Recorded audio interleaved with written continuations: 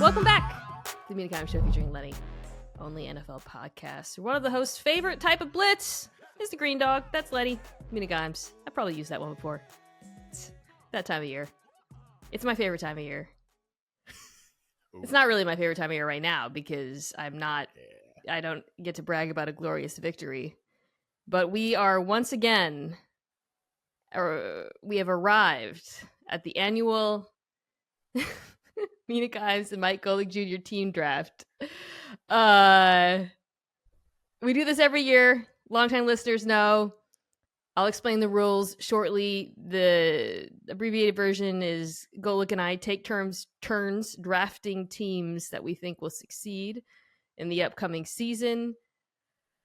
It brings me great pain to inform everyone that last year, I think for the first time, Mike won.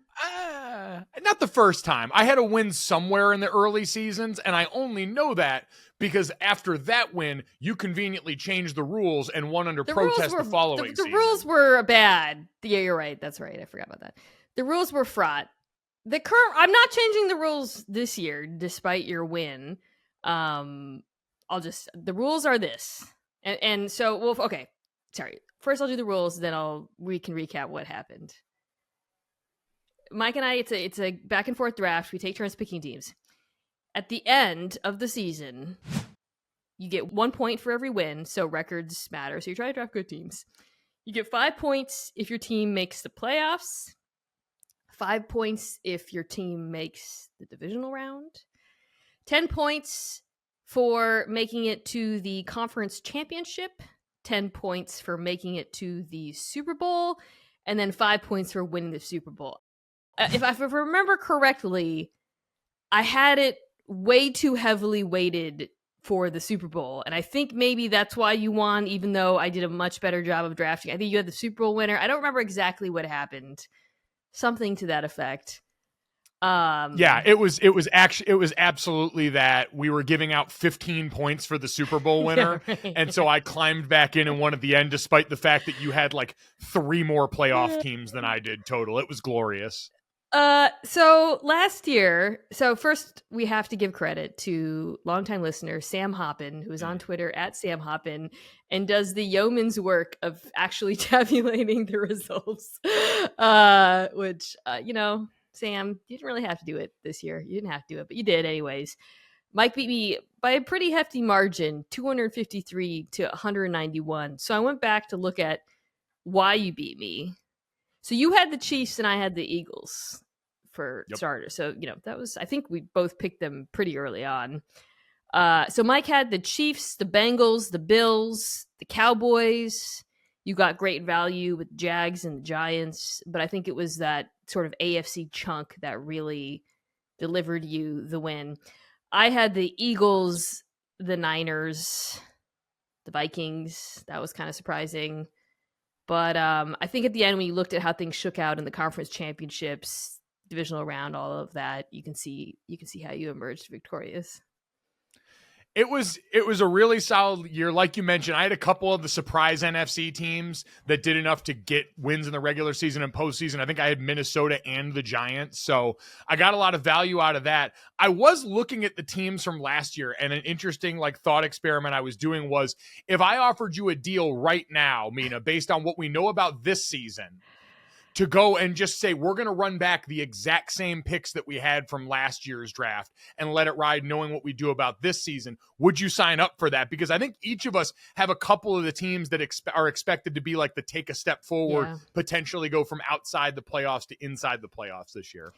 Let me open my picks because, that's a good question. I mean, when I went back, I made some mistakes. Like I had the Broncos and the Rams. I took too early teams that, I think underwhelmed. I had the Bucks. That's another team. No, I have it right here. I got the Bucks. Okay. That was another team that I think was worse than maybe we expected. But yeah, I have a lot of for this year. I have a lot of teams from last year that I liked. The Saints. You know what? This is sneaky because you're almost asking me to reveal how I feel about this year. I'm not gonna do that. A little bit of gamesmanship any here. insight into this year's board. I'm also flipping it. I think I've let you go first like every year. I'm going first this year. I'm tired of that. So I'm going first. I feel like the loser should get to go first. That's a new rule for the team draft. So here we go. For those who at home, because people have some listeners, and I love this, have started doing their own team drafts. It's a fun, it's like different from fantasy. It's kind of like different from a survivor pool. It's kind of because there's obviously strategy. Not you're trying to pick the best teams, but you're also thinking about divisions, playoff odds, schedules, that kind of thing. So we're about to do the 2023 team draft. Can I say one thing? Speaking of the listeners here, not to like podcast business on your podcast, but they can also take the listener survey right now for the Mina Kimes Show featuring Lenny podcast and make sure when they get there to vote Mike Golic Jr. as their favorite guest among many of the other questions that listeners can answer so that Mina can give you the best podcast possible this upcoming fall. Thank you so much for bringing that up. So I did, with the help of our terrific producers, put together a survey, just, like going into this coming season, thinking about making a few tweaks for both the audio and the video around YouTube products. Just questions about like frequency, length, what you think. And as Mike mentioned, feedback on the different guests. There is a space where you can name your favorite guests and rank them. It's going to be hotly contested between some of the regulars. I probably won't tell you guys how it shakes out because I don't want any hurt feelings, but I am very curious. Hey, listen, we're not afraid of competition around here, and I can speak for. Listen, I'm gunning for Dominique. I know he's got an advantage. He's a wonderful regular guest around here. You can hear him here part of each week. So I get I'm behind the eight ball on that, but I'm not afraid of a little competition. I've been cut before, and I'll be cut again. You're definitely the second most frequent guest behind Dominique, who is returning soon. I think in a couple weeks, probably we'll start that up again on Tuesdays. So the link to the survey is in the show notes of this week's episode. I have also tweeted it out. It is my pinned tweet. I really appreciate the feedback, guys. Even though I know most of the comments will just be like, bring back Lenny's voice, and I'm not doing that. Okay. With the first pick of the annual Mina Kimes and Mike Golic Jr. team draft, the team that I believe is most likely to get the most points in my proprietary infallible system is, shocking, the Kansas City Chiefs. Man, the real end of a dynasty. I think I've picked the Chiefs like every year that I've had the number one pick. That's why I wanted the first pick this year. I'm tired of you picking the Chiefs. We don't really talk about it too much. I think the only case against the Chiefs is just that the AFC is harder than the NFC, so you could make a strategic case for picking the Eagles. But I think the NFC is actually top heavy. Like the NFC is weak, and I think the good teams are more likely to make it in. Like it's easy. It's easier to pick playoff teams in the NFC, I think, than the AFC. But I don't view the Eagles as having a significant gap over the rest. Like they're like four teams personally. I also think they're in a very difficult division, by the way. I think the Cowboys are nipping on the heels. Well, I'm not giving away my future picks. Anyways, we don't need to talk about the Chiefs. You have pick two. Go ahead. And Mina, for a lot of the reasons that you have already laid out in front of us right now, the vast gulf in talent between the conferences, the fact that we've got to factor in divisions and all of this, with the second pick in the Mina Kimes Show featuring Lenny team draft for 2023. And for my first pick overall, I will be selecting the San Francisco 49ers.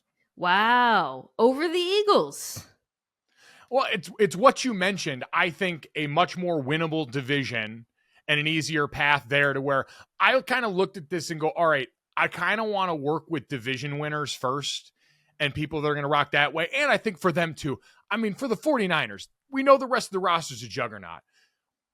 How much more can you do? It's that meme where God stopped giving me your toughest battles and how are you still alive? That's the 49ers quarterback position from last year. So I feel like, well, yeah, you're limping into the season with a quarterback who is still Mr. Irrelevant in a small sample size, coming off the elbow injury. I do feel like we're approaching something looking more like stability in that quarterback room in an offense that doesn't really need you to go crazy at that position, as we well know. So, okay, here's why I like your pick, and then here's why I disagree with it, and we'll set up my pick.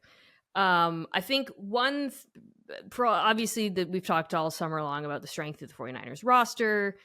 We expect them to be very dominant, kind of the quarterback position being irrelevant. I think for the purposes of this exercise, playing in the NFC West does give them a massive advantage because they get to play the Rams and the Cardinals 4 times. Which isn't to say, by the way, they're not going to beat Seattle. I'm just talking about, strength of competition. So when it comes down to these teams at the end, in terms of seeding, I think they're likely to have an edge over Philadelphia, who's going to play a much harder schedule than they did last year when they played one of the easiest schedules in the NFL. And I think that the NFC East is tricky. It's definitely harder. I don't think there's any gimmies. I don't think any of those games are gimmies. I'm still projecting Philadelphia to win the division, but even like watching Washington over the weekend or Monday rather, like that's not a gimme. And so I think the Niners, there's a good chance they finish with a better record and thus higher seeding. They match up well with Philadelphia if these teams meet again in some ways. So I get that. Yeah. Just ask the 49ers players from last year how they feel about if these teams were to match up again and have a healthy quarterback. That said, I just think the Eagles roster is better. I think it's deeper. I think the continuity at the quarterback position does give them an edge in this regard. I also think the Niners have a little bit of a depth issue at a few significant positions that like notably offensive tackle, Caffrey, Kittle. If any of those players go down, when you start looking down the depth chart, it gets a little bit concerning. Whereas I think Philadelphia, particularly on offense, they're just running like so deep across the board. So thus I will take the Philadelphia Eagles, unsurprisingly, number 3 overall. Yeah, makes total sense. And this is where the gamesmanship of the draft really starts to take hold in my brain, because you're thinking about balancing conferences as well as divisions as we go along here. Do I want to load up too hard on one and risk not having depth in another? Or do I want to do a little bit of hedging here? And I've got to kind of game you out too. All right. So Philly. How worried are you, by the way, while I mull this decision over, about the loss of both coordinators? I'm more worried about the loss of the offensive coordinator than the defensive coordinator. And somewhere I don't have a million listeners, several thousand Philadelphians scream, Jonathan Gannon! He's, they still hate him so much. I think personnel-wise, I do have some concerns about the Philadelphia defense that I've articulated, but I think I don't think there's going to be. I can't imagine like coaching making them worse, if that makes much sense, based on what they ran last year. Whereas offensively, I was a really big fan of Shane Steichen and his game management and his approach to matchups. So I think there's a bit of a challenge there, even if there is a lot of continuity with Brian Johnson having been there and worked so long with Hurts. Those are great answers. Thank you for buying me time right now. With my second pick in the draft, I am going to take the Buffalo Bills. Okay. Which, I don't know. Again, it's another one. I don't feel like we've got to sell too hard. They're in an interesting spot right now because I know last year, by like DVOA standards, they were still a really good team, even if down the home stretch of the season, Josh Allen's elbow injury felt like it affected a lot more going on. We all focused on the offseason strife, and if Stephen A. Smith will have you believe it, the current strife still between star receiver and team and Stephon Diggs. I'm not really buying that, considering the phenomenal year he still had last year, but they are getting old in certain areas on defense. You're betting on injured guys. late into their careers or later into their careers coming back and being as impactful. So I get the inherent risk in all of this, but this is still one of, I think, the 3 best teams in the AFC. And so here they are. Yeah, I had the Bills very high, obviously, on my board. I've been high on them all offseason. I feel like, weirdly, they're the, like, quote, disrespected team right now. I don't know. Yeah. You and I have talked about this a little bit. Like, first of all, if you're in the top 6 or whatever for Super Bowl odds, you're not disrespected. So they're not actually disrespected. However, it feels like people are kind of bored by them or something. I think it's the fact they've gotten so close the last 2 years and come up short, even though it's one of those, like, games was insane and there's been injuries and this and that. But at a certain point, if you're a favorite and you don't deliver, I think people just kind of turn on you for no reason. You gave a good reason, which is, I think there's some age issues with the defense, on the roster. There's been some kind of meh drafts. So, there's kind of there's 2 questions. They're the, like, is this team built for long-term success question, which I think you always have Josh Allen, so you're always going to be successful. But I do think that because of the drafts, you can kind of question the roster. And then there is the how good is the team this year, which is, of course, relevant for our purposes. I still think they're really, really good. The one concern I have, if Von Miller doesn't come back healthy, I think the pass rush is a little sus. But I'm not worried about the rest of the team. No, I think a lot of what you talked about too was like easy narrative stuff. Like they've lost in high profile ways, dramatic ways to the other 2 best teams in the AFC right now by most people's estimation. But they're a team that interesting to me. And I'm sure you talked about this going back to the division preview, but like, I know you in scouting a lot of the NFL have talked about how the use of 12 personnel is a really interesting factor when it looks to team success, and how little Buffalo ran last year versus, especially with all the reviews about Dalton Kincaid in camp this year, albeit an altered version because he's not a great inline blocker, what the offense is going to look like, because all of these top AFC teams, led by what Kansas City's done, have kind of had to go through a metamorphosis in one way or another. And it feels like this kind of could be Buffalo's going into the 23 season on offense. How much the Kincaid thing is interesting because I had Collinsworth on last week and he was really, really high on him. And he talked about sort of that Kelsey type upside. And you saw Kincaid had played a lot in the last preseason game. And there were moments where, they had him as the isolated receiver when they came out in a 3-by-1 formation that, like they were treating him like Travis Kelce kind of, a little bit. I think when it's interesting because, to your point, he's not going to be like, teams are not going to come out in base and respect the fact that he's linebacker if he doesn't block. Do you think that, how much do you think that matters? Like, is it, you know what I mean? Like, if you have a tight end, how much does it matter? Like, if he's not entirely complete, yet. Well, I think only so much. And like our buddy Nate Tice, I saw the other day, broke down, even in the preseason, you saw you can use him as sort of that like U tight end, that like backfield tight end, get him ISO'd on linebackers. He can still be involved in the running game. You can fax him back across formations and have him do that instead of, being at the point of attack, working in combination with tackles. There's ways, because as we know, like running success and play action success are not something statistically correlated, but it's about just kind of like sowing those seeds of, all right, I can expect a little more than just one thing from him. And so I feel like if you mix enough of those in, combined with what is already a really adept pass catcher, they're going to be able to get creative enough to make defenses have to honor that in some way and find a mismatch. Yeah. It doesn't seem too far-fetched. I mean, he's still a better blocker than if they had a slot receiver out there, right? So, yeah. Okay. I think there's 2 teams that are very obvious candidates right here, and I have been thinking as I asked you that Dalton Kincaid question about which one I want. One of them I think is probably the better team, but I also think they're in a hellfire division. Mm-hmm. I'm gonna go Dallas. I'm gonna go the other team. Yep. And you're happy because I know you're gonna take the team that I was gonna take. Yep. Okay. just focusing on Dallas for a second. The team is so good. Like, the roster is so good. I have said I think this will it's between them and San Francisco for me, but I think that there's a good chance they have the best defense in football. It's a deep defense at very important positions.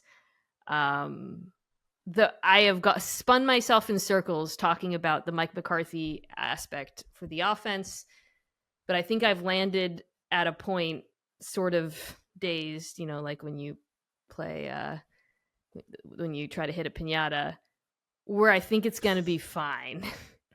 I kind of what do you think of this take? When the Cowboys didn't bring Zeke back and he signed with New England, I sort of talked myself into thinking it was good for Dallas because it means they're not going to try to run the ball as much as they did last year, or that they're moving on from some of I thought they ran too much on early downs last year. So despite, everything this team has done personnel wise is not the actions of a team that intends to run the football like at extremely high rates. So I don't know. I found myself feeling good about them. It's like watching a friend who's got a really toxic ex. Instead of just listing their number as do not call or do not answer, they finally just block and delete the number and actually cut that person out of their life. So yes, this looks like growth for the Dallas Cowboys from that standpoint. And it's not to say Zeke Elliott is some sort of, toxic excess, but in what it represents for that team. Yeah, it does feel like growth, even if there's been a lot of like over focus on the Dak Prescott turnover thing. I feel like we've gone from, clearly that wasn't good, 15 interceptions in the volume of games, to, all right, we don't need to go crazy on it. And I saw, your colleague Dan Orlovsky bring up, like, you also don't want to take away the aggressiveness of pushing this downfield. Like, I feel like Cowboys fans that got enamored with bashing Kellen Moore for passing too much might overthink that, and potentially like that would have been going too far. I think they're just right now. All right, I know you're going to take. Yeah, it's going to be the Bengals. Yeah, honestly, were you thinking back? Were you thinking about the two teams, the Cowboys and the Bengals? Yeah, I was. And that was going back to my pick in Buffalo. Is I kind of wanted to hedge the NFC East. And I feel like I've made a mistake now, because I could have gotten Cincinnati or Buffalo at this spot and done this. I've basically like Houston Texans myself here with the Will Anderson pick. But yeah, Cincinnati, another obvious one here. They're in the middle of kind of what we talked about with the top of the AFC metamorphosis. Theirs is in the defensive secondary, kind of like what Kansas City had to do last year. To an extent, you get Von Bell and company, hockey line changing out of there.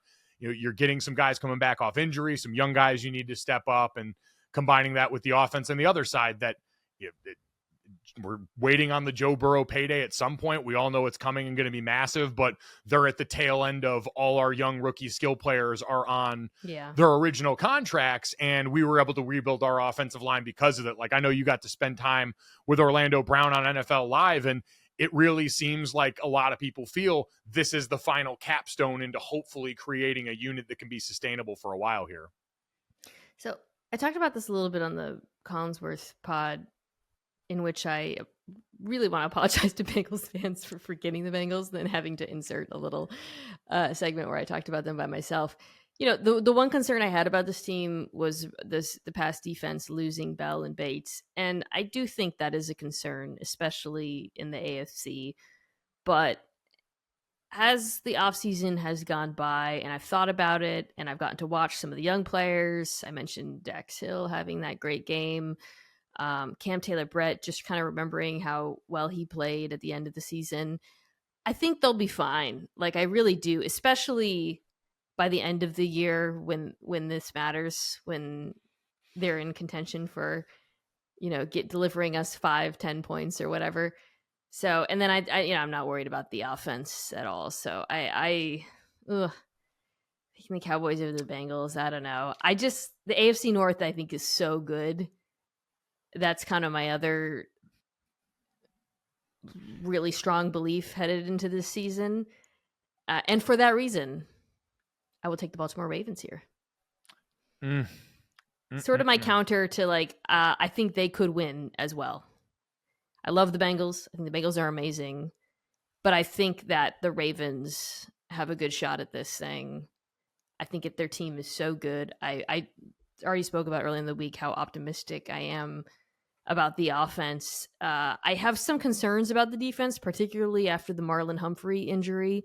I think the secondary is definitely a concern, especially early in the season. But I think by the end of the year, they'll be really, really good. I'm kind of more optimistic about the pass rush maybe than I should be. I did like the Clowney signing, just giving them except for the number. Oh, I was like, not paying him that much. 24. Heinous. The number that matters. It's weird. But, Mike McDonald loves to play games up front and mess with the minds of quarterbacks. And now he's got a guy wearing the wrong number, rushing from the inside, running from the outside, dropping into coverage. It just seemed like a good match of the coordinator and the player. And I think between Owe and Ojabo, one of those young guys should step up. So I like the Ravens this year. I might be like a little bit too high on them. I definitely am drinking all of the Kool-Aid of the offense every time a new quote comes out from Todd Monken and Lamar about how much they love each other and how much latitude he's been granted. I buy in a little bit more, but I was going to say, if we thought the honeymoon phase for the Jets had been very PDA, the honeymoon phase for Lamar and Monken has been just as much, if not more. It's been incredible. Also, let me say, the Ravens no longer being undefeated in the preseason makes me more confident in them. Feel like... Ooh, yeah. Spin zone. Okay, this is where it gets weird. Yeah. I'm looking at the next tier of teams, and I think we got through like the obvious ones, frankly. Yep. Definitely through now Dallas. it's a little more flavor of ice cream-ish. Top 6. This is not in the right order, but Kansas City, Philadelphia, Buffalo, Bengals, Niners, Cowboys. I have to think that's probably how most of these drafts would go if people do this. I think now and I would put Baltimore in this next tier. Now we're entering a phase where strategy probably matters a little bit more. Who do you have at pick 9 or 8? 1, 2, 3, 4, 5, 6, 7, 8. Yep. Pick number 8 here. And this is a little bit strategy, a little bit heart. Come on down, the Detroit Lions. Okay. They're in this next group for me. I hear you. Yeah, I figure likely division winner. Like, I think they are absolutely capable of winning the North. We know remade their secondary, taking running back and middle linebacker at the top of the draft kind of weirded everybody out, but you were able to keep a lot of continuity. Ben Johnson coming back cannot be overstated how important that is. And I just think that despite not being sexy, I think all of those picks will be like incredibly productive where they're needed to be, especially the Jahmyr Gibbs portion of things. I think him and Ben Johnson's offense especially, and all the versatility there can be a really, really fun cog in that. And then defensively, we'll see if that, completely like hockey line changed back end can buy them just enough for hopefully, the front 7 to take another step forward and some of their young draft picks to start showing up more. Yeah, I think that division is huge here for them. So I went on Bill Barnwell's show. We did a 3-part series where we did the hottest takes, and he did an anti-Lions take for his mild take that he actually had the Lions not taking a leap. And, we pushed back on it, but it kind of sowed some doubt in my mind. I don't know, listening to him, he was, just like, here's all the numbers pointing to regression and they didn't turn the ball over. And I was like, I don't know. Suddenly I'm questioning this. I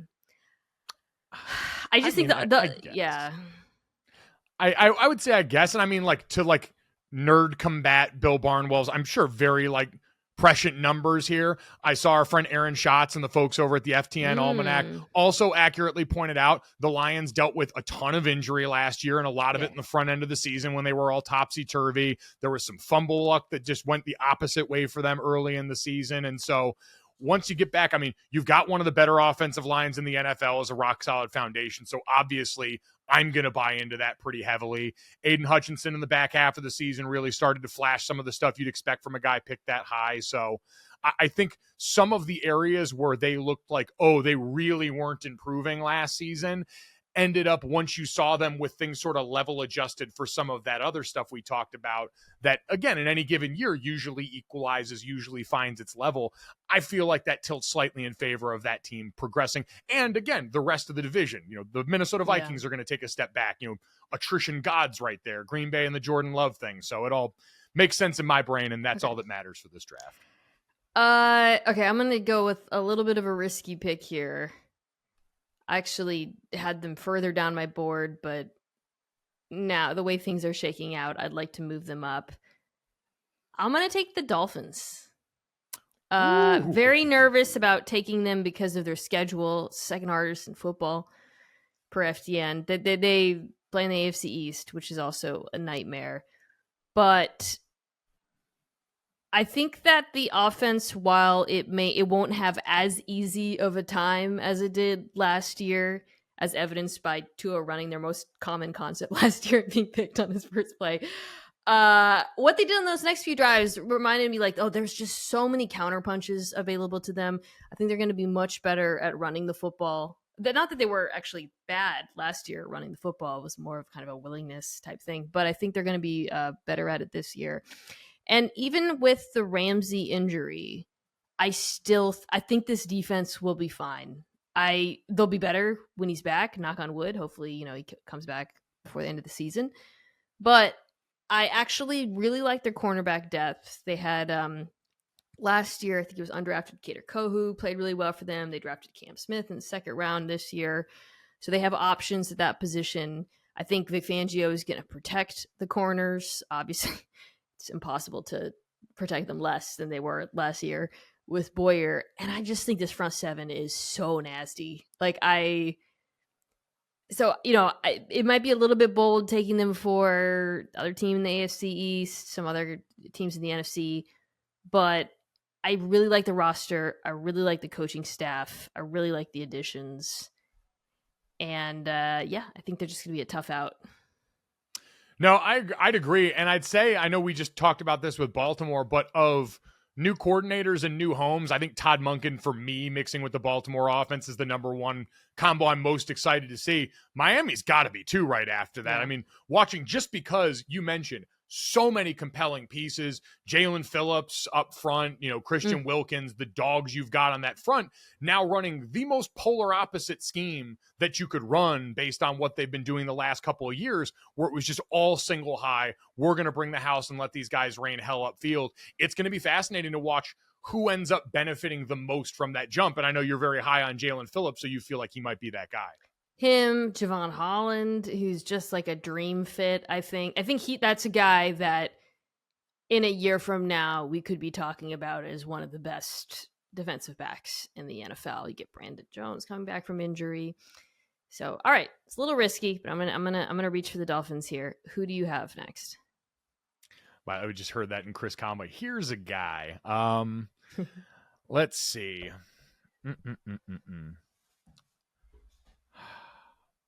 All right. I am going to, in the interest of creating a little bit of balance here, actually, my roster is really not balanced now. I've been crossing out picks, and I realized I wasn't keeping track of my own picks. So I went San Francisco, Buffalo, Cincy, and Detroit. Yeah. All right. This is the 10th pick. All right, this is the 10th pick. Mina Kimes just went with the Miami Dolphins. I am going to go with... I'm going to get really dangerous here. I'm going to go with the Chargers. Ooh. Okay. They're in this tier for me. And Sorry, it's kind of the thing. I was leaning heavy on division winners in the thought process of this, but I also do like the idea of an upside play, especially in the AFC West, where we think that's kind of a foregone conclusion. And it's the usual calculus for this team of if they stay healthy, put it on the board. The mix of Kellen Moore and Justin Herbert in this offense finally pushing things downfield seems like it could bear the kind of fruit that has, playoff wins on the back of it, not just getting to the playoffs. I think I haven't talked Chargers a lot, so I'm glad you brought them up because I think I'm tired of falling for the okie doke every year. I do think the offense is going to be a lot better. I have questions about the defense based on the age of the players. I still think there are certain holes. Chargers Dolphins week 1 is going to be not just toxic on the internet, but I think a really instructive game in terms of I think we're just going to learn a lot about both of those teams very quickly. Like Miami, do you have, last time when these teams played near the end, the Chargers defensive game plan against them really, was one of the kind of defining moments in the NFL season for me. So I think we're going to see very early on, does Miami actually have the counter punch? It's a great coaching matchup on that side of the ball. Is Herbert going to push the ball downfield? How does this Chargers offensive line with Rashawn Slater back in the mix hold up against the aforementioned terrific Miami defensive front? It's like I almost feel like I want to wait till that game to really say how I feel about both of these teams. But yeah, taking them totally reasonable. I think I have them as second in the division behind the Chiefs. Yep. So yeah, makes sense. All right, that was yeah. I'm up next. I'm gonna go the division winner route here. I'm gonna take the Jags. Yep. Yeah. So as we mentioned at the top of the show, you get rewarded for making it into the playoffs. I think they have the benefit of playing in that division. We'll get to all the rest of the teams at some point. You do, this you don't get a points for winning the division, however, which kind of does dampen the value of this a little bit. You get points for winning, making it to the divisional round. And I think that I'm just very, very confident in this Jags offense. And I think even when we saw from them in the playoffs last year, but I've talked to no end about the Ridley effect. I still am a little bit nervous about the defense when it comes to playing the really good teams in the AFC. But I'm definitely buying what they're selling. I definitely think they're the best team in the division. All right, you're next. All right. With that in mind, and it's a good point, and I think the division adherence as far as division winner is just about I'm sure they're going to get the points for making the playoffs, and especially in the AFC, that's a huge thing with how that conference is going to be when it comes to the wild card spots up for grabs. With that being said, for my next pick, I am going to go also the division winner route, and I'm going to go the New Orleans Saints. Yeah. Okay. Which I'm almost a little disappointed about because I know at some point that opens it up to you picking the fun team that we're all excited about in that division. And the Saints are a little less sexy in those ways just because Derek Carr is inherently less sexy. But I still think this is a team that, again, a lot of it's injury base here. Are we ever going to get Michael Thomas back on the field long enough to regain some of that alongside Olave and the other pieces in that offense? Defensively, what they've been there traditionally for a while now. It just feels like, again, in this division in particular, they feel like the most grown-up team still right now, and so I'm going to rock with that. I'm going to take the Seahawks here. This is where the strategy and the rules kind of come into play. I don't think they're going to win the division, but I think they're more likely to win a playoff game than the Saints. Honestly, maybe I'm wrong. Saints fans, you can yell at me. I was very positive about the Saints record earlier this week and winning the division.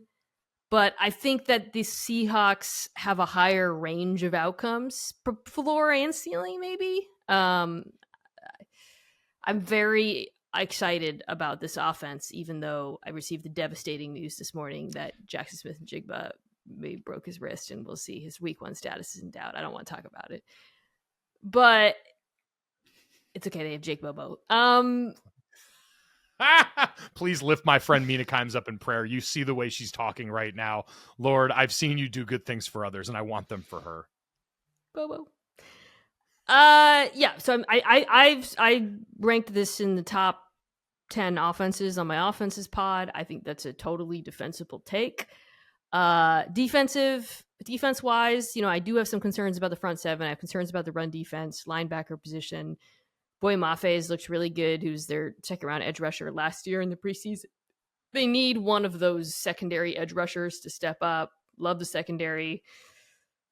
Yeah, I'm not. By the way, anyone who's screaming I'm a homer, I don't think I've taken the Seahawks the last few years. I think you usually get the Seahawks in this draft, so I'm going to take I've actually taken great pride in that usually in stealing the Seahawks. I also feel like I'm doing you a favor most times. I don't know how you are. I usually hate going anywhere near my team when it comes to like betting on them or having to attach my happiness to the outcomes outside of fandom. So I felt like I was helping you. Okay, you have pick 14, and then I have 15, and then we'll take a break. All right. Pick 14 here. I'm going to go. This is another tough one because of the division.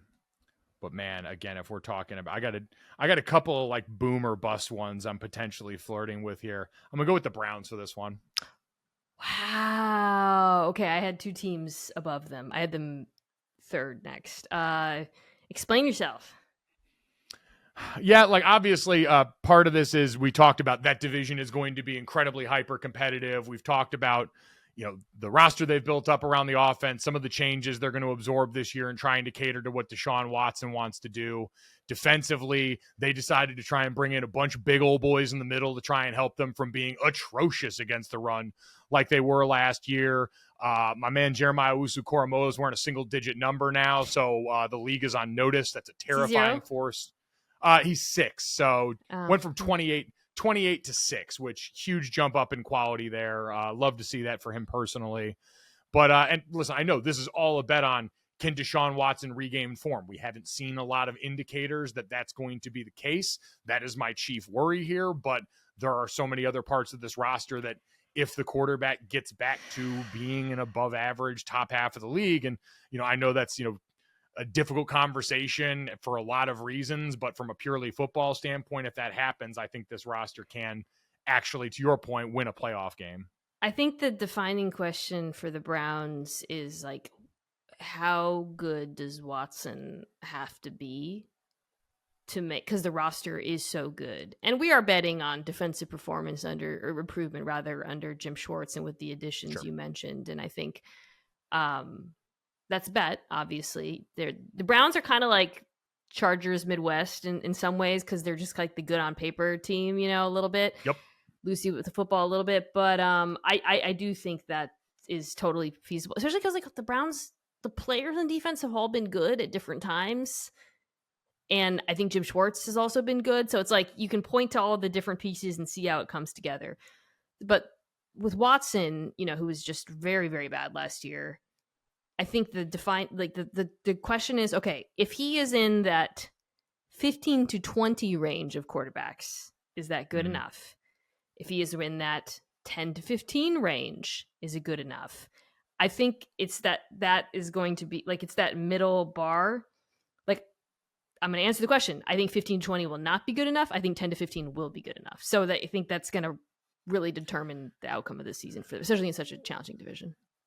I was going to say, and in a challenging conference where we see you kind of need a quarterback in that range to be able to subsist in the AFC at this point in time. If it's the NFC, this is an entirely different story with the Browns, but it's not, so it isn't. Okay, I'm going to wrap up the top half of our draft by taking the Jets. This feels like great value for the Jets. I know the division is really difficult. I know we're all concerned about the offensive line and all of that, and the beginning of the schedule. This pick might look a little bit reckless, but I think this defense is just going to be so freaking good. And that has been reinforced in the preseason because you've been watching Jets backups just destroy offensive lines in court. Like Will McDonald, the kid who they took this year, looks like an absolute nightmare, and he is depth. Like they're just. I love the way this team is built. The defense is built like just waves and waves of pass rushers, and then of course you got the superstar in Williams, and then I mean waves and waves of pass rushers coupled with one of the best, if not the best, cornerback duos in the NFL. That's just that to me, Mike, for this purpose gives them a floor. Like this team is not going to ever get blown out. They're always going to be in games because of how dominant I think this defense should be. 100%. And I think we've all had the really obvious talking point with the Jets this entire time of the defense looks like it took all those steps and is primed to not regress for all the reasons that you mentioned. But everyone points at the offensive line and goes, they were banged up a bunch last year. They're limping into the season to start this year. And that was still a group that had guys producing at a high enough level with quarterbacks as a revolving door. I mean, you had guys that were producing well enough to, if Breece Hall had stayed healthy, probably been wrestling for offensive rookie of the year on their own with backup replacement level quarterbacks behind a similarly chewed up offensive line that was dealing with those guys going down on the fly. Like, I just feel like Aaron Rodgers alone is worth such a raise in that, coupled with what you've got. They might have to change up some of the things they want to do to account for if that offensive line's not all healthy and ready to go, or if that changes early in the season. But, you know, you've got Elijah Vera Tucker, who comes back as versatile enough to help you cover up some of those other spots if guys go down. We'll see what happens with the Becton stuff. I know he was working at right tackle a little bit in this last game and looked pretty good for him. It's always going to be about the work volume. Can you put him out there for a full game at this point? Where are we at with that? But I think Aaron Rodgers, I'll give him enough credit to say, hey, they were managing to do a fair amount more than should have been expected behind that line with those quarterbacks, and now they got a Hall of Famer. He should help the offensive line with his quick release. The spacing created by the passing attack should help a run game that was, you know, that faced adverse conditions last year. I mean, you can't discount how much Breece Hall, how good he was and how much he did on his own. He ranked second in the NFL in yards per carry last year, but only 17th per NGS in expected yards per carry, which is based on the blocking and the positioning of the defenders. So he was creating for them. If they can be a little bit better, and I think they'll be helped by Rodgers, they'll be helped by, I expect like a pretty significant RPO component to this offense, all of that. If Becton can play well, there's a universe in which this whole operation just looks a lot better, but health is, of course, the biggest question mark. All right, let's take a quick break, come back and do a little bit quicker the second half of this podcast. Tickets to the game, merch, meals at iconic restaurants, stays at Caesar's Palace, all this can be yours when you bet with Caesar's Sportsbook. Win or lose, every bet earns reward credits, which you can redeem across the empire. Now, if you haven't started yet, register using code OMAHAFULL, and then place your first bet up to $1,250. If you win, great, keep those winnings. But if you lose, you'll get your stake back as a bonus bet. Okay, we are back to recap I think it was the 15th pick. I took the Jets not long after you took the Browns. The Browns before the Jets. That's a take. So that means you're up next with 16. There's two teams that I want here, so I'm hoping you don't take either of them. I'm going to take everyone a little peek behind the curtain here. The reason that the Browns went before the Jets is because on the board that I had written down here, I had forgotten to write the Jets in and transpose them from the other one because I am an idiot. So again, just file this away for if I somehow manage to win the team draft this year, that this is what Mina got beat by 2 years in a row. She's got to live with that, not me. Usually I'm the one who's losing track of who's taking what and where we are. I think I've been pretty on it this year, but okay, who you got? It's two teams I want. Yeah, I know. I'm going to go the Falcons here. That's one of the two teams that I wanted. All right. Yeah. Damn it. I know. Damn it. Does that mean you have the Saints and the Falcons? Yeah, which is, again, an interesting thing, but I think they're going to win a lot of games. And at some point, outside of like the top tier teams that I believe are going to make runs, I need people to rack up regular season points too. And I think the Falcons, with their schedule, with their offense, are going to do that. So this point in the draft, I think it is about its record. And it's like, can you sneak into the playoffs? Can you maybe win the division? This is kind of the part we're in. The Falcons are a team that I think yes to all of those things. I said New Orleans had the easiest schedule per FTN. They've got Atlanta with the second easiest schedule. That division, they play each other. They play the NFC North. Talked about this. Yeah, I wanted the Falcons here. I totally get it. I think this offense is going to be really fun and awesome. I've talked about them a lot. I think my question for the Falcons, Mike, is all the free agent acquisitions they made in defense, as well as the new defensive coordinator, can they be anything close to average? Because that's, of course, this defense has been pretty abysmal the last few years. Yeah, and I heard you talking about just having a couple more like actual adults in the room too, especially for sweet Grady Jarrett on the D line. So I do think that goes a long way in that. And then on the other side, we wait and see what happens with the Desmond Ridder thing. My favorite FTM note from them was they're the first team in NFL history to have a homegrown top 10 pick at running back, wideout, and tight end, which, God in heaven, like, I understand we can do the positional value thing till we're blue in the face. That offense is going to be so freaking fun this fall if Desmond Ridder just does the San Francisco. Like, you talked about the Browns being Los Angeles of the Midwest. Atlanta feels like the Costco version of the San Francisco 49ers right now. And not even that much Costco version. I mean, they're still going to be really good. Yeah, so. but no, I think Costco is because Costco, it's not like the great value. Costco's we like Costco. Yeah, love Costco. It's like discounted a little bit, but it's also like maybe good. Okay, I like my pick here at 17. I'm gonna take the Packers. Okay. I think the Packers could win the division. I do. I'm not picking them necessarily, but I've felt my optimism building in this team, and maybe that is I have a undiagnosed case of preseason football that's affecting me a little too much.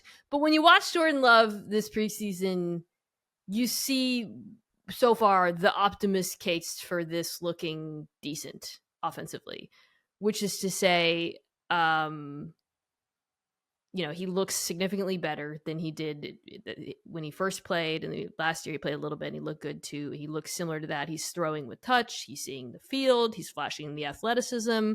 He seems to have a good rapport with this group of young skill players that I like very much. I like the Watson, Dobbs, the Musgraves they drafted this year. I like them all. Run game's really good. But perhaps most importantly, what this has been a reminder for me, and I'm not just pandering to the guest here, that dude's playing behind a brick wall. Mm-hmm. And boy, has this stood out in a preseason where we are watching rookies just get destroyed. We're going to talk about some of them. It's been, it hasn't all been starters and great. It's been some starters. They're so good and so deep. And that gives him such a floor to work with offensively. I feel like I've seen him get hurried or pressured like once, maybe. And granted, they're, facing a lot of backups themselves, but we've seen them do this, with Rodgers in the regular season last year. The Lions' offensive line is great, but have people forgotten that the Packers have one of the best offensive lines in the NFL? Because it sure shows up. And for all the conversation we had towards the end of the Rodgers tenure about their failure to use high draft capital on quality offensive weapons, we know at receiver, they've certainly done work in the second rounds and third rounds and stuff like that. But on the offensive line, the job they've done hitting on guys like John Runyon Jr., who was a 6th round pick, Zach Tom, who was a 4th round pick, who looks like he's so good. They might have the two most versatile offensive linemen in the NFL, and him and Elton Jenkins, like guys that can actually slide from tackle to the interior and work competently at both. Like, that is so beyond difficult. Forget just going from, right side to left side or something like that, changing all the biomechanic stuff that you do there. But to then be able to go from inside to outside and make that look like it is pretty effortless now, to the point where I think some Packers fans are a little disenfranchised with Josh Myers at this point at center, and where the Zach Tom situation's really reared its head there. It's just incredible that they've managed to found two guys that you can legitimately plug and play at any of the 5 spots on the line.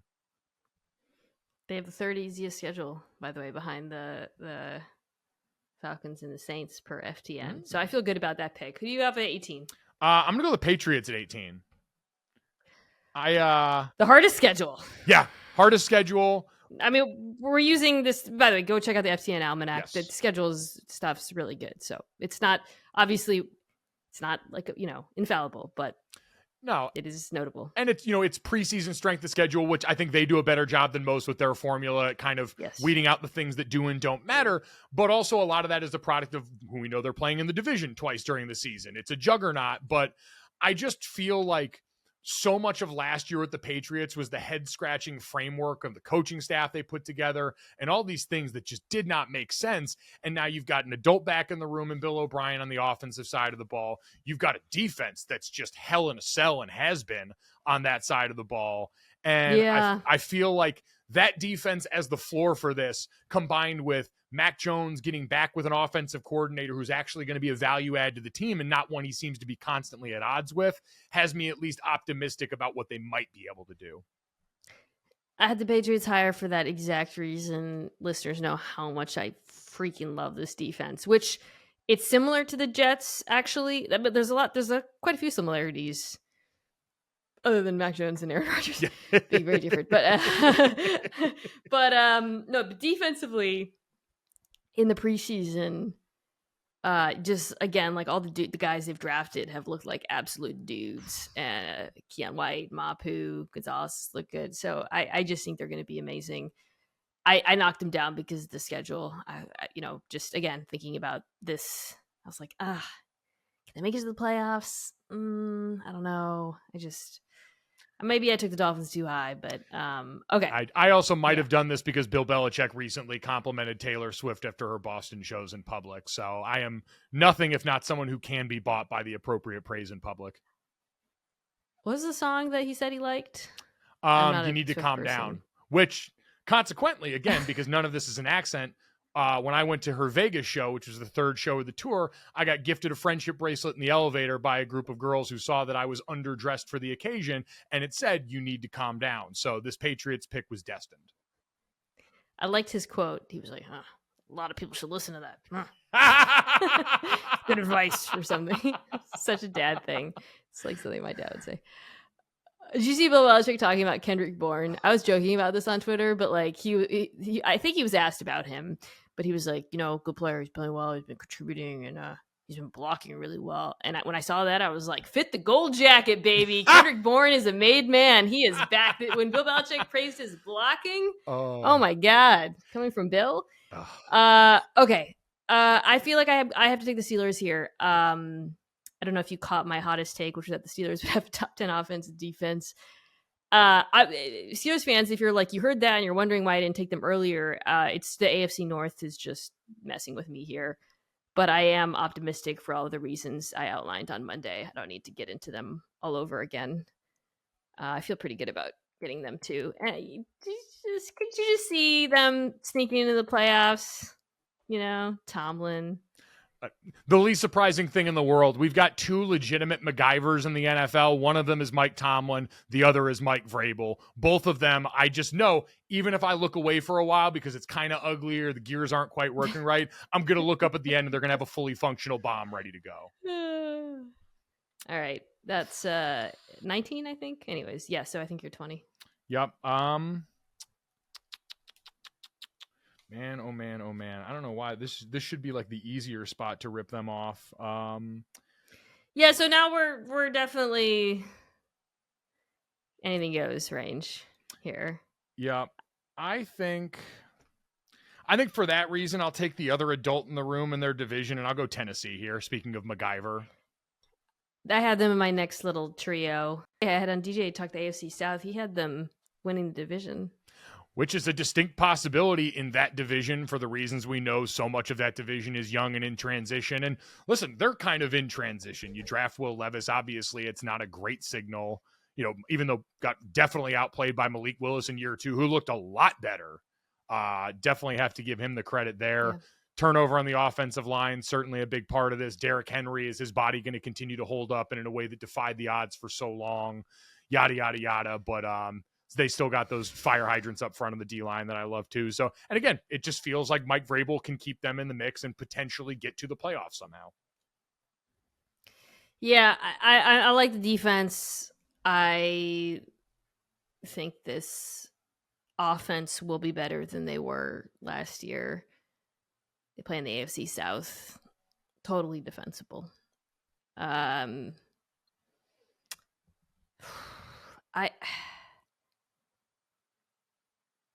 Yeah, okay. I'm going to take the Vikings here. All right. It's funny because I was deciding between the Vikings and the Giants, not to tip my pick.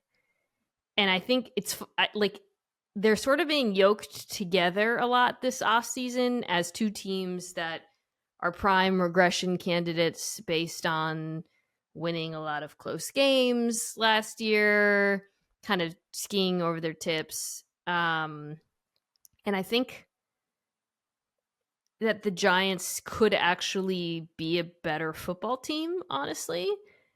But they have a very, very difficult schedule, and the Vikings do not. I also really like the Vikings offense. I think the Vikings, I am not super optimistic about the Vikings defense, even with new defense coordinator. I just think there are too many holes, particularly in that secondary. But I think the offense is going to be good. Jordan Addison has looked really good. And I've talked about this, just like adding another wide receiver who can get separation into that mix with Jefferson and Hawkinson and KJ Osborne, like that's a good group. So I'm pretty. I didn't have them in my top 10 offenses, but I was thinking about doing that for like a hot take because I think there's a universe in which this offense looks much better than it did last season. Yeah, and I don't know. I mean, I think as a great starting point, having the best wide receiver in the NFL on your team on offense, usually a pretty good place to go when you've got something teams automatically have to stay up at night. Because last year, you pointed out, there was not really, you had Adam Thielen in the form that he's in now for those portions of the season. And then, like you said, Hawkinson comes over in the middle, but everybody knew where the ball was going, and it still didn't matter by and large. So adding Addison, who's certainly used to operating in a lot of space with Lincoln, I think is definitely going to be a fun one there. That being said, you mentioned them. I'm going to go. Did you have another point about the Vikings? Or are you going to let me take I did actually want to get your thoughts on one thing really quickly before you take the team that I just said I was going to take and not, stupidly. So, I do know you watch a lot of preseason football as well. And I sort of tweeted about this during the Ravens game after Zay Flowers had, it was a busted coverage by Washington. But you saw the twitchiness, the separation, all of the things we loved about him in college. The first rounders look awesome again. Jordan Addison looks incredible. Zay Flowers looks amazing. Jackson Smith-Jigba is exactly as advertised. Quentin Johnson has had some good moments. And I feel like, and obviously we were talking about Jefferson, the Vikings taking Jefferson and then Addison. We're now in like year 4 or 5 of just unbelievable rookie classes. So for receivers, Yep.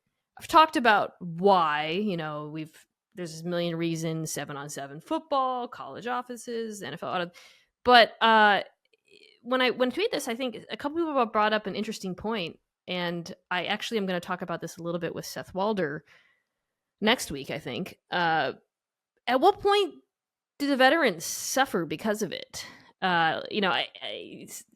It was brought up in the context of like the running backs, right, who have suffered for this exact reason. Now, wide receivers, there's more of them, which helps, I think, and that's actually a really big reason why it probably won't be as big of an impact. But do you think that we'll ever get to a point where because it becomes so clear that these teams can find not just good players, but great players in the first round, that'll affect veteran wide receivers' ability to get paid? I mean, I think eventually everything can reach a saturation point.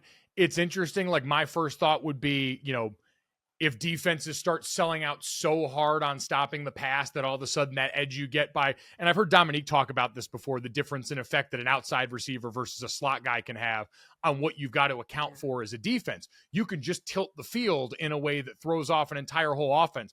Quentin Johnston, who is a great example of this, is going to be the third wideout for the Chargers this year, but I would argue he was the most important player on TCU's offense last year, because between what he offered you from a size standpoint, how you could move him around, and the fact that you could play him on side, he forced defenses to allocate resources differently than anybody else on their offense. Max Duggan was a good player. Kendre Miller, they're all pro guys, but he was by far the most important for that reason Dominique highlighted. And so as long as you've got that, and we're seeing right now the league already kind of counter to the defense is getting light and faster things. Teams are starting to load up on personnel, especially at tight end, that can hurt you a little more in the box now that you've got these light numbers. So I think that'll keep that at enough of an equilibrium to where especially outside receivers always going to be valuable enough to take. But no, I don't see it affecting it too much. No, just because, like you said, at the end of the day, it's one of the few positions where you can put so many guys on the field at once together. And like we're seeing in Cincinnati, it tends to be a force multiplier. Yeah, Cincinnati being a prime example of a team that did not had one of the best bargains in football in terms of the two guys, Chase and Higgins, two legitimate number ones, both being on rookie contracts, which Minnesota will have until they pay Justin Jefferson, which they're about to pay more. And the other part of that is they also like age-wise tend to last longer, like stay good longer in their careers, which is the big. And that I think is right. Exactly. You're going to give them their next contract and not worry about it aging poorly. I also think one final thing, like Zay Flowers is a great example of this, but I think you can point to a few over the last few years. Some of these receivers have come into the NFL with concerns like, can they beat press coverage? Is their size going to be an issue? I think like Chris Olave, for example, Devontae Smith. And what we have seen is it's not been an issue. Some of that I think has to do with offensive play callers and their ability to scheme them open and put them in positions to succeed.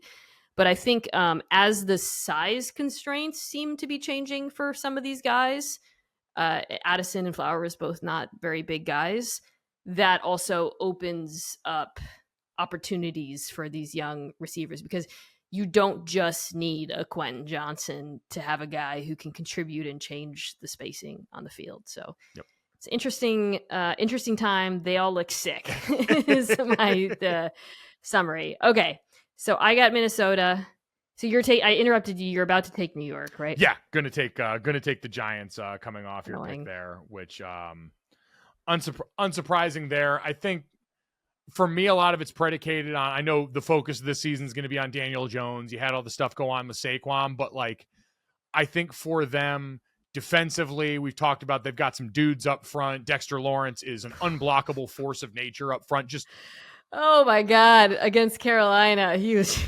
Yeah, sorry. I mean, he is one of the players in the preseason that has made me very much worry for the safety of Bryce Young, and I have to try and wonder. It's like, all right, maybe part of this is also they've faced some just absolute freaks in a couple of these units they've gone up against. But him, Kayvon Thibodeau, outside of the one sack that everyone wanted to show was just an MA by Ike Ekwonu, but that's still a guy who is really athletic, good at capturing the edge. Showed that on like the very next rep of that game too. So those guys, and then up front of the offense, like I think Evan Neal has the potential to do the Andrew Thomas thing, where while it looked rough early, he's going to take a step forward. Similar pedigree, he's going to get similar coaching. I like John Michael Schmitz, the kid they drafted out of Minnesota at center, young guy who I think, again, I don't think it's going to blow you away like Pro Bowl ceiling, but I think he can be really rock solid for you in the middle of that offense. And again, Mike Kafka and Brian Daboll know what they're doing. They know exactly how to keep these guys in line. Those guys are so good. I was watching that first drive, which was like heavily schemed. It was the way they used Darren Waller. Mm-hmm. So Daniel Jones, they had the starters on the field for one drive in that game, and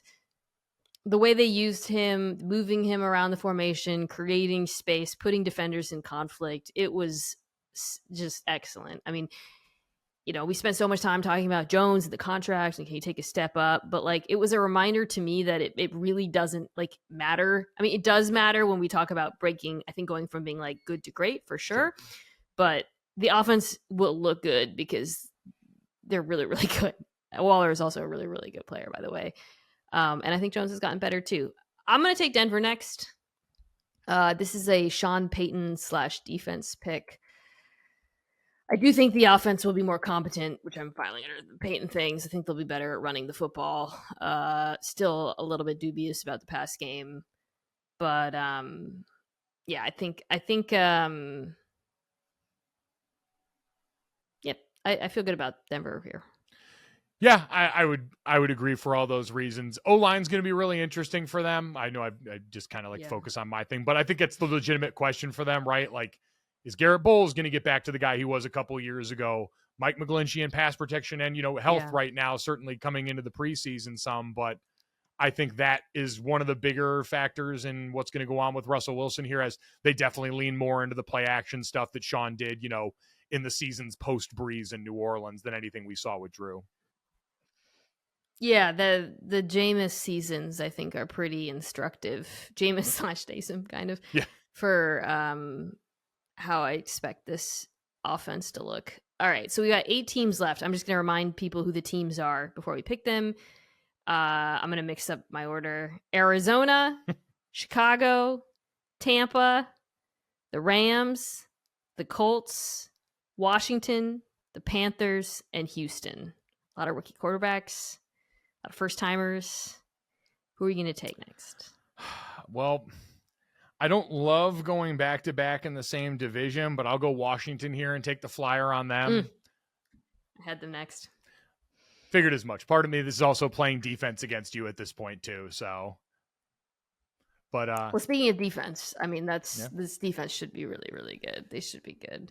Did you see my skinny king Emmanuel Forbes getting that TFL?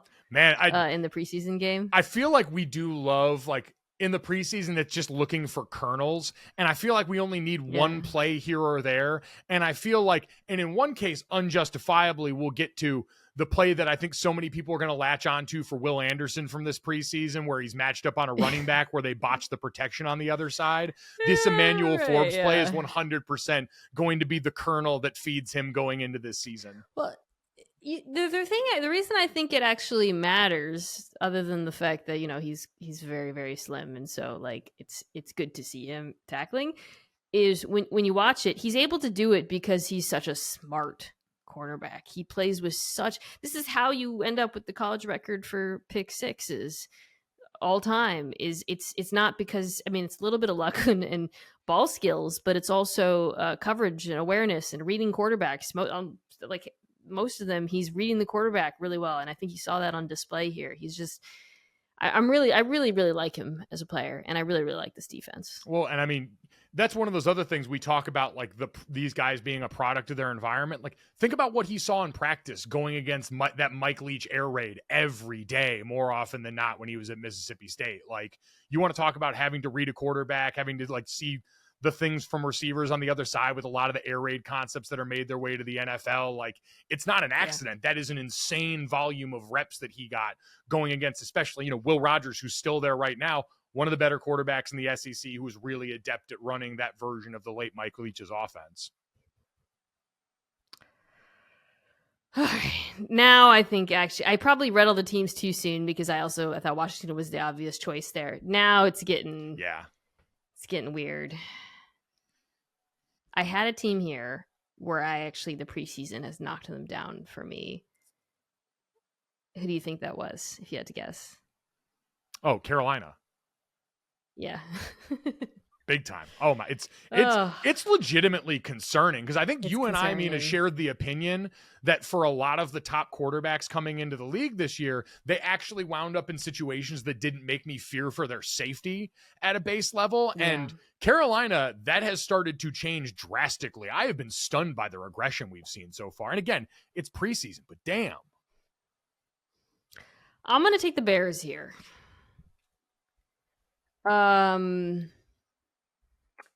Yeah, I just am really excited to watch this offense. I still think the defense has a lot of issues, particularly actually at the first and the third level. Linebacker will be really good.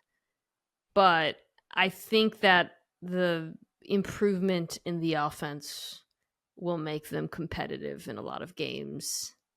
And they're so unique offensively as well. This is sort of a Justin Fields bet. Well, yeah, and I mean, listen, we talked about the importance of having a legitimate wide receiver you've got to account for. They've got an adult in that room now. It's not just cycling through the mid-season lobs on Chase Claypool. It's all right. You got DJ Moore over here. You've got a legitimate number one option for him to work off of there. You paid Cole Kmet, who I think will look better now that he's not something resembling the primary option between him and Mooney. So right after I overreact to a single play by a player in the preseason, I'm going to do it again. The screen to Moore, week 1, right? Yep.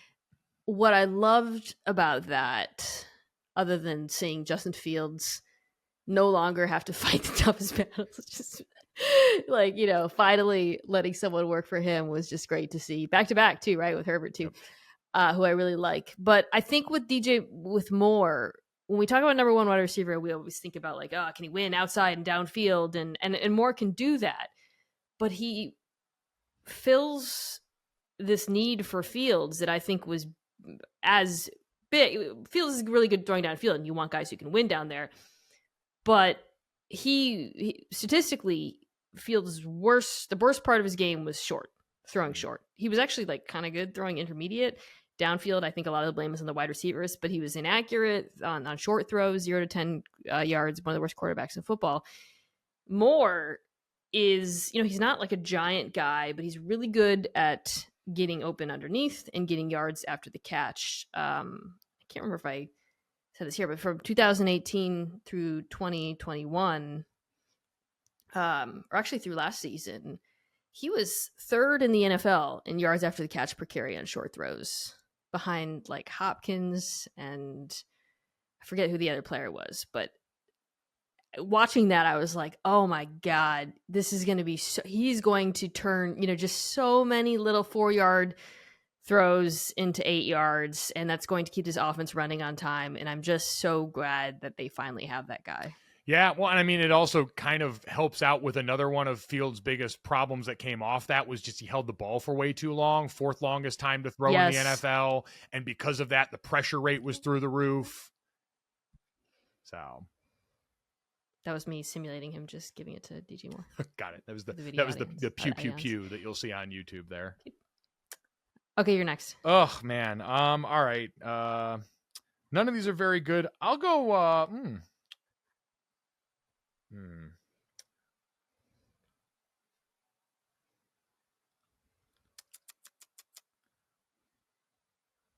I'll go Indy here and ride the roller coaster with them. I know that's a tumultuous team right now for all the running back reasons, but I'm still really excited to see over the long course of the season. I'm so glad they're letting Anthony Richardson start right away and just take the lumps and get into it. But the combination of him and Shane Steichen, like Shane Steichen and them ran a ton of RPO stuff in Philly last year. You can onboard him with that stuff this year. The offensive line, like super Jekyll and Hyde the last 2 years. We're not totally sure who we're going to get, but with the quarterback that can run, I'm banking on it helping some. And so I don't know. I feel pretty good about all that. I know they lost some key pieces on defense that they're going to try and have to plug there. I think you're counting on, hopefully Zaire Franklin to keep being a dude there opposite who you've already got there, and not Leonard Floyd, Shaquille Leonard. But I don't know. This is, again, we're taking flyers on teams. I'm fascinated in the Anthony Richardson situation, so I'll bet on fun. Speaking of taking flyers, what do you think they're actually trying to do here with Jonathan Taylor? So for those who have missed it, Taylor put in a trade request a while ago. He wants out. His injury status is wildly unclear, although I think he would have to be activated pretty soon. And news broke Monday night that the Colts were open to trading him. It was also reported that in order to do so, they would like a first-round pick or something commensurate. I think more than or equal to what Christian McCaffrey got was thrown around.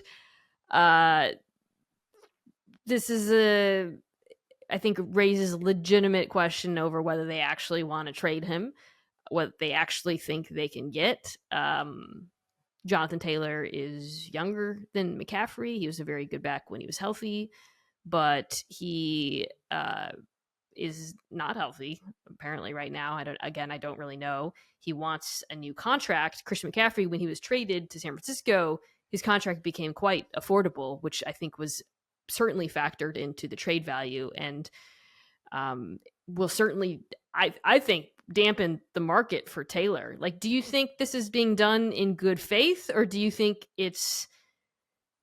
they're acting like the Chargers with Eckler, or even the Ravens with Lamar, where they're like, yeah, all right, let's see what you get. Let's get, let's see how hot this market is for you, Taylor. Yeah, no, I think that's 100% of what it is. And to be clear, I should say that with Jim Irsay, I should not pretend to know anything that's going on inside that man's head or what he may or may not do in a given situation. But this seems like it's them kind of trying to rub his nose in it, which is sort of what it felt like Jim Irsay was doing with some of his public comments about, what agents are telling players, all this stuff that seemed like thinly veiled shots at Jonathan Taylor and his camp here. But this seems like them showing him like, all right, yeah, go find it. We don't think there's going to be anything there because this offseason around running backs, we found a million ways to ask a different question that ultimately leads back to the same answer, which is unfortunately, this is not a marketplace that's hospitable to even young and extremely talented guys, because there is part of it, like with the Saquon Barkley thing, injury was more of a factor in those first few years than we really, I think, brought up in that conversation publicly. And with Jonathan Taylor now, like, we don't know what's going on with that. And that's got to be kind of daunting for any prospective trade partner.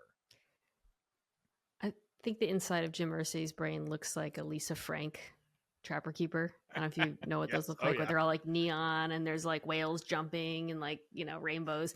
The injury thing makes this hard to talk about. The fact that we don't actually know how much money he wants makes it hard to evaluate not only his trade value, but what Indianapolis should or could pay him. I think what I keep coming back to with this is when he asked for the trade and then the Colts said they would grant it, and you start thinking through teams that could trade for him, and people love to throw out Miami, even though I think they're fine. The Colts are the team that make the most sense to keep Jonathan Taylor, because for Indianapolis, and this actually cuts to kind of this exercise with the draft, the goal of the season is not to win games. It's to put your young quarterback in a position to succeed. You're not paying him a lot of money. You have cap space. You could easily give Jonathan Taylor, a Derrick Henry style, actually 2-year deal, whatever. Keep things copacetic, set up your quarterback, unless he's actually injured, which is a totally different scenario. So I think that's why this is just so frustrating. It's just, I have long been, I understand the case against doing it for many, many teams, and certainly the case against giving a player like him a long-term lucrative contract.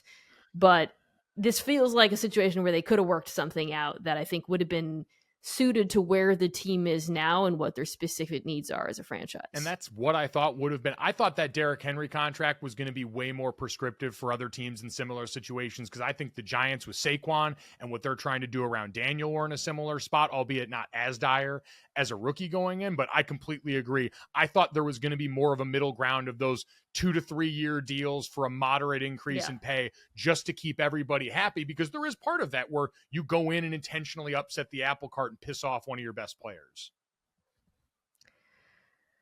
I think I'm going to take the Bucks here. Mm-hmm. So we've got 5 teams left. I think John Ledyard put it best. He was excellent on the NFC House preview when he said they're like a 10-win team with a 4-win quarterback. I think the roster's good. There's good players. So I'll bet a little bit on some Baker variants. Baker QB1, by the way, newsflash. Incredible graphic. Oh, I was just going to ask what you thought of time to bake as the announcement graphic. Speaking of Lisa Frank style artwork. Yeah. All right. We don't have to get into it. Okay. So the remaining teams are the Panthers, the Rams, the Texans, the Cardinals. Don't we have the Raiders in there too? Oh shoot, I forgot the Raiders. Yeah, my bad. Which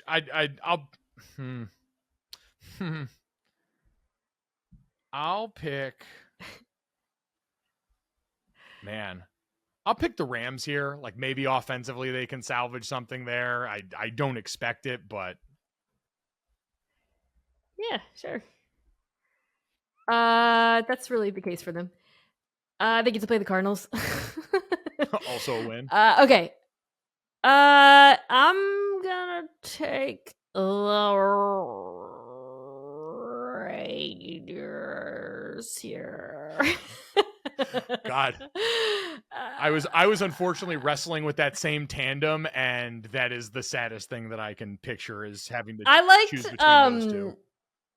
Did you watch the one Jimmy Garoppolo drive?